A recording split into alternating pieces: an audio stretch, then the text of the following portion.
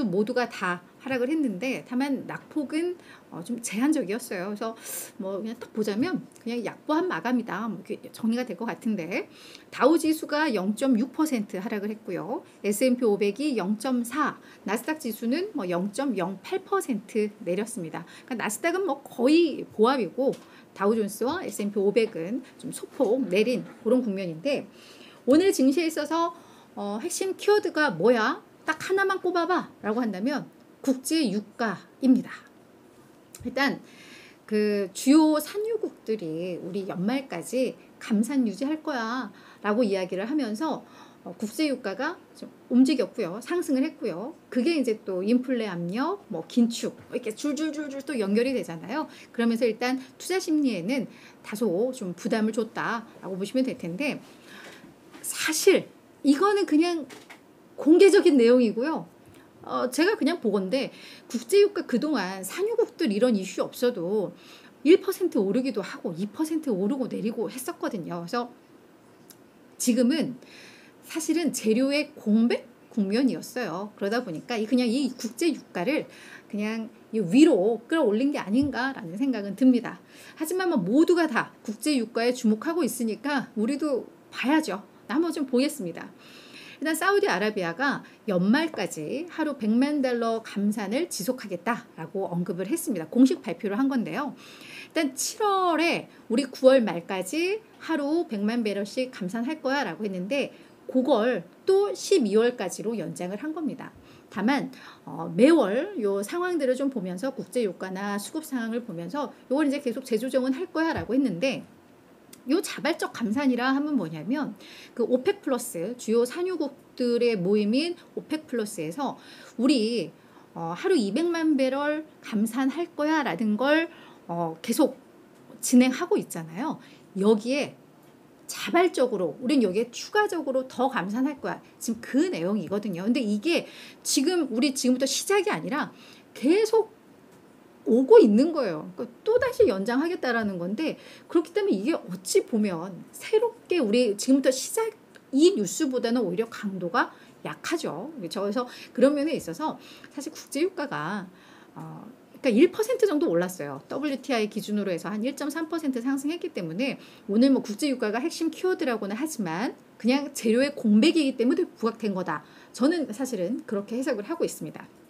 그래서 앞으로 사우디는 감산 연장으로 인해서 하루에 약 900만 배럴 정도 이제 생산할 것으로 집계가 되고 있고요. 여기 이제 러시아도 또 숟가락 같이 올렸습니다. 얘들은 우리 하루 30만 배럴 정도씩 공급을 덜 할 거야. 이것도 이게 연장입니다. 그래서 우리는 수출 덜 할 거야 라고 이야기를 한 건데, 뭐 비슷한 효과죠. 공급을 좀 줄이겠다라는. 그렇게 되면서 서부 텍사스나 원유 기준으로 해서 이 선물 가격 1.3% 상승을 했고, 요게 작년 11월 이후 최고치를 기록을 했습니다. 그러다 보니까 뭐 국제 유가에 민감한 에너지주들은 상승을 하고, 요거를 주요 비용 처리가 되는 뭐 항공주라던가 뭐 우리 이런 그 크루즈선들, 그런 기업들은 오늘 전반적으로 주가가 한 1, 2% 정도씩 하락을 했습니다. 근데 여기서 이제 사실은 조금 의미 있는 게 간밤에 뭐 국제유가 상승보다는 이미 8월 24일 날 이 WTI 기준으로 해서 골든 크로스가 이미 발생을 했어요. 그래서 국제유가가 추가적으로 더 오를 수 있다라는 우려가 있는 상황인데, 그걸 잠깐 좀 한번 보겠습니다. 오른쪽 차트를 보시면 요 파란색 선이 WTI 요 선물 가격, 배럴당 선물 가격이라고 보시면 될 것 같고요. 그 위에 있는 노란색, 요게 200일선, 그리고 검은색이 50일선이거든요. 근데 이게 8월 24일 날 보면 지금 50일선이 요 200일선 위로 이렇게 뚫고 올라가는 게 보이죠. 그러면서 이게 골든 크로스가 발생을 한 거다라고 이야기를 하거든요. 그러니까 그쵸. 그래서 이 골든 크로스가 발생을 했다라는 건 앞으로 이게 상승 추세로 이어간다라는 해석들을 하잖아요. 우리가 그냥 주가 차트에서 보더라도.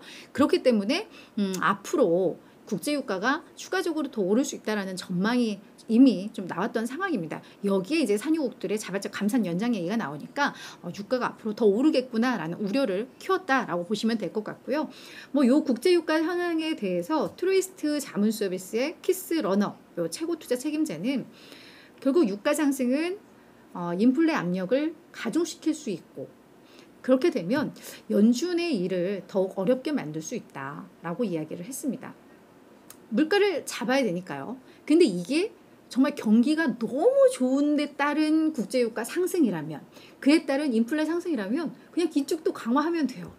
근데 이게 공급 측면에 있어서의 유가 상승을 이끌기 때문에 연준은 그럼 셈법이 조금 복잡해질 수가 있죠. 그래서 그런 면에서 이런 멘트를 좀 한 것 같습니다. 그래서 국제유가는 앞으로 흐름들 계속해서 저희가 좀 봐야 할 인플레를 얼만큼 자극할 것이냐 이런 대목에 있어서는 저희가 계속 지켜봐야 되겠지만 사실 오늘은 조금 많이 좀 너무 심하게 좀 부각이 됐다. 저는 개인적으로는 그렇게 해석을 하고 있습니다.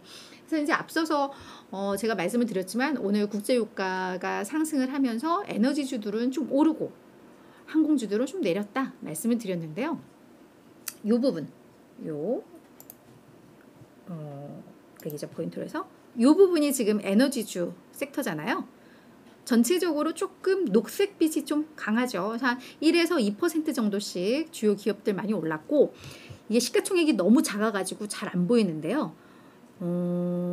이 부분 지금 이 빨간 거 레이저로 쏘는 이 부분이 항공주들입니다. 그래서 뭐 이게 이제 뭐 여기 뭐 델타 항공도 있고 뭐 유나이티드 에어라인도 있고 한데 얘들은 전반적으로 좀 빨간 빛이 좀 많이 보이죠. 그래서 얘들은 오늘 국제유가 비용 증가 부담으로 좀 주가가 하락을 했다. 뭐 이렇게 보시면 될 것 같습니다. 그래서 여기까지만 보면 국제유가, 인플레 우려, 긴축 우려 이것 때문에 증시가 밀렸구나라고 해석을 할 수 있겠지만 훨씬 더 저는 이 소식에 오히려 더 주목을 하고 싶습니다. 이제 화면 바꿔야 돼요. 네. 이분이요. 크리스토퍼 월러 연준 이사입니다. 연준 인사 중에서 상당한 강경한 매파로 속하는 분이거든요. 이분이 뭔가 멘트의 톤이 좀 바뀌었습니다. 사실은 전 국제유가보다 이게 더 저는 눈에 좀 띄었는데 이분이 CNBC와의 인터뷰에서 이제는 금리 인상을 우리 연준이 금리 인상을 신중하게 진행할 수 있는 상황이 됐다라고 이야기를 했습니다. 강력 매파에서 중립 아니면 그보다 조금 더 비둘기에 가까운 멘트를 한 거예요. 자, 내용을 좀 볼게요. 고용시장이 둔화가 되고 있다. 그러면서 금리 인상을 이제 신중하게 진행할 수 있게 됐고 우리 연준이 이제는 어떤 빠른 조치를 취할 필요가 없는 상황이 됐다. 그러니까 이제는 물가가 어느 정도 잡히고 있다라고 판단을 한 거예요. 그래서 이제는 그냥 앉아서 편안하게 좀 데이터를 기다리면 될 것 같다라고 언급을 했습니다. 서두르면서 긴축 더 할 필요 없다라는 거죠. 그러면서 연속해서 2번 잇따라 우리는 좋은 데이터를 확인을 했다. 그러니까 고용지표의 둔화겠죠. 그리고 물가 압력의 완화겠죠. 요 이야기를 하면서 다만 뭐 이건 이제 원론적인 이야기입니다. 이게 추세인지 아니면 좀 일시적인 우연인지는 조금 더 확인은 필요해.